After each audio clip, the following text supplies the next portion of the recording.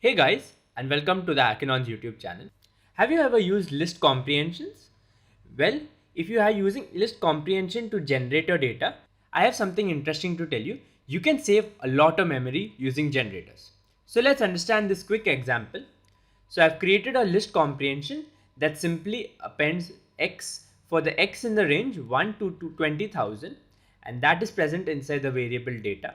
So now what I'm going to do is I'm going to print data, and the first thing I'm going to find is sum. So it will simply find the sum value of it. So let me quickly do that.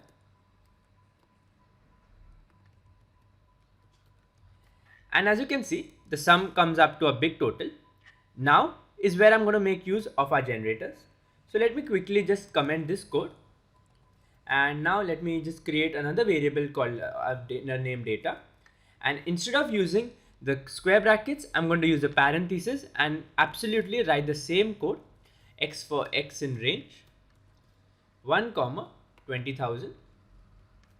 And now let me quickly print the sum of the data, sum of data. And as you can see, we get the same solution. But now what is the advantage of using a generator? So basically generators work in the lazily method, which means it adds items when only required and only adds items one at a time. It basically finds occurrences of an item that we request at that moment. And that is how it generates data in a lazily manner, which in the sense creates a lot of memory saving. So to prove we are saving a lot of memory, let's see the size of both the data items using the system library present in Python. So let me just import system, and now let me uncomment this code, and instead of printing the sum, I'm going to type system dot get size of. It's a function present inside the system library, and let me do that same thing down here. And as you can see, the size of the previous data, the first data that is using list comprehension, is much greater than the size of the second data using generators, and that is 1,78,024 bytes compared to only 120 bytes using generators.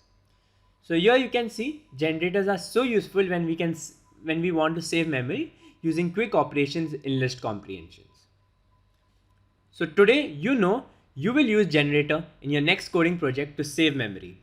So if you like this video, don't forget to drop a like and share it with your friends, and subscribe to the Akinon's YouTube channel for more fun and interesting videos.